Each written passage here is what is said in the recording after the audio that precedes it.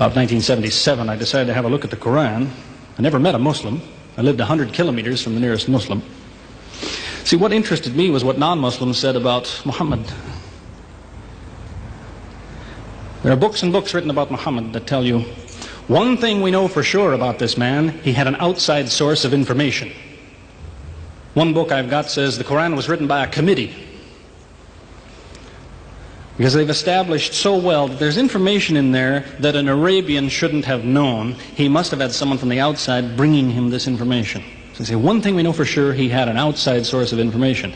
Now, he said this book was a revelation. So they say, you see, he was a liar.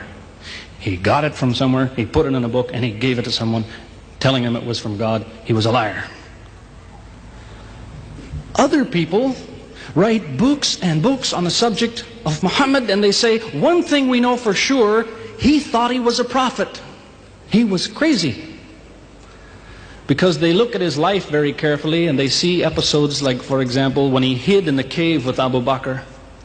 He was running from the whole city who wanted to kill him, and he hid in the cave, and when the Meccans came running up to the cave to kill them, what did he say to his friend? Did he tell him, see if you can find a back way out of the cave? What he told his friend was, relax. He was telling him, I see what you see, but he said, God is with us, God will save us.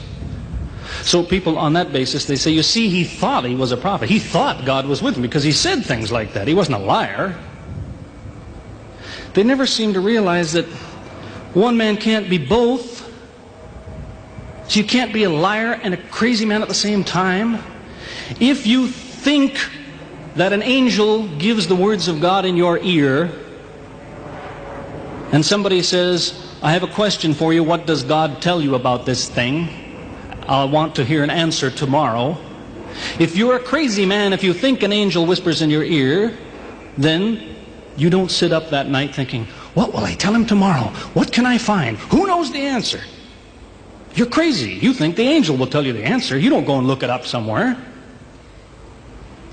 You see, you can't be a liar and a crazy man at the same time.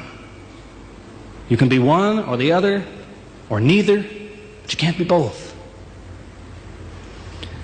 You see, I read two non-Muslim biographies of Muhammad.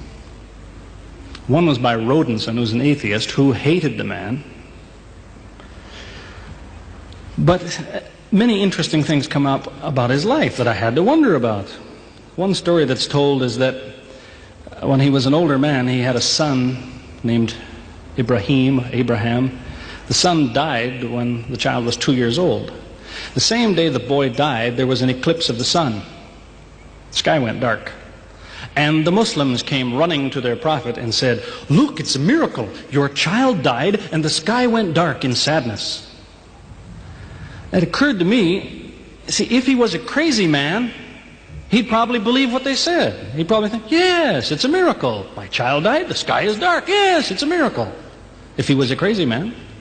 If he was a liar, he would have taken advantage of it. He would have said, yes, right, my child died, the sky is dark, you tell everyone, it proves I'm a prophet. It's a miracle. But what did he do? He became angry with the Muslims. He told them that was nonsense. He was angry with them. How dare you say that? He said the sun and the moon are signs of God, and they don't worry themselves about the birth of a man or the death of a son of Muhammad. Doesn't look very crazy, doesn't look much like a liar. Now you have a third alternative, of course, which people tell you all the time. They say, no, he was not a liar. He was not a crazy man. He was deceived by the devil. Deceived by the devil. It's an interesting idea. But whatever you say, you better be ready to back it up. There's a lot of difficulties with that idea. For example, there is a verse in the Quran which tells the reader about a good habit to develop. It tells him, before you read this book, always say, A'udhu billahi minash shaitani rajim, which means, I take refuge in God from Satan the rejected. Is this Satan who wrote this? Who said, before you read my book, ask God to save you from me? Is that Satan who wrote that? As Jesus said, if Satan is divided against himself, then his kingdom will fall. He's fighting against his own interests. So let me finish with a story that illustrates a point.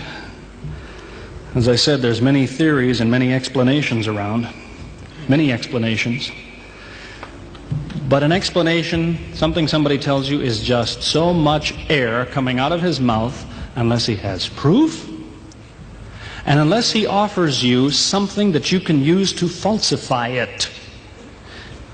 You see, there's many theories of how do the planets go around the sun and how do the stars burn and all the rest of it. Many theories. Most of them are just so much wind. Scientists pay no attention to them because they don't contain something that could be checked to prove it false. You see, Einstein was considered an intelligent man because when he offered his theory in 1905 and again in 1915, he didn't just offer a theory, he said, here's 3 ways to prove I'm wrong. Now it's worth listening to. He's told me, here's 3 different things you can do. If you can do this, I'm wrong. Here you are. Is there anything like that in Christianity? Has the Christian ever said, you want to prove I'm wrong? All you have to do is this. Has he ever done that? The Quran is filled with that kind of thing. Filled with it. Saying, you want to prove this book is wrong? Do this. Prove it. Go ahead. Do it. Filled with that kind of thing. There's an example of it that made a big impression in its day, during the lifetime, 14 centuries ago, of the Prophet of Islam. You see, he had an uncle named Abu Lahab. That was his nickname, Abu Lahab. This man hated Muhammad. He hated anything the man said. He used to watch him going through the city, and if he saw him talking to someone, he waited till they split up. He'd go after the man he spoke to and take him and say, what did Muhammad tell you? Whatever it is, it's a lie. Did he tell you day? It's night. Did he say black? It's white. Exact opposite. Whatever he heard the Muslims say, he said the opposite. That was the way his mind worked. There's a little chapter of the Quran called Lahab, and it says about this man that he'll never change.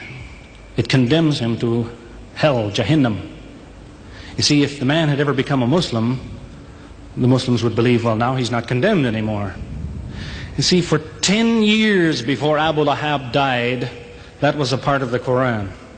And the Muslims could come to Abu Lahab and say, do you know, it's been revealed to us in our book that you will never be a Muslim. God says you will never be a Muslim.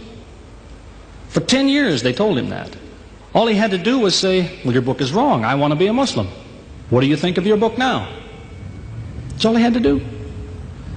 He had 10 years to think about it. And that's the way he was. See, if somebody is your enemy, you don't come to him and say, you want to prove I'm wrong? Here, say this. Come on, say it. If all you have to do is say the words and I'm wrong, you finish me. He never did it. See, this is one of many cases of something that was offered that could have been falsifiable. So it was. As I say, in 1978, after, how long would that be? 15 years of arguing with church authorities, one place or another, I got the idea. I'm going to argue with some other people. I'm going to read the Quran, see how much of it is any good, pick out the true, pick out the false. Thought it'll take a few years, it'll take some serious study and so on. I read through it. About 3 days later, I finished it. I said, this is what I've been saying for 15 years. So I went to find some Muslims. I don't want somebody to feel you've been tricked into something. I haven't said anything about Christianity that isn't true. I haven't said anything about Islam that isn't true unless it was a slip of the tongue or something. I'm simply trying to remind an individual, don't close your mind before it's too late. Don't make up your mind before you have all the facts. Most people who used to be Christians and become Muslims will tell you, I am a better Christian than I used to be. Now I follow Christ. I didn't before. That's what I would tell you. The Bible says Jesus told his disciples, when you greet one another, let your greeting be, peace be with you. He set the example. Peace be with you. Who says that today? Christians? Once in a great while, maybe. Muslims, whether they speak Arabic or not, they say, Salaam alaikum. Peace be with you. Jesus, when he prayed in the Garden of Gethsemane, put his forehead on the ground. Who prays like that? Christians or Muslims? Jesus used to fast for more than a month at a time. Who fasts today? Christians or Muslims? Who really is trying to imitate Jesus.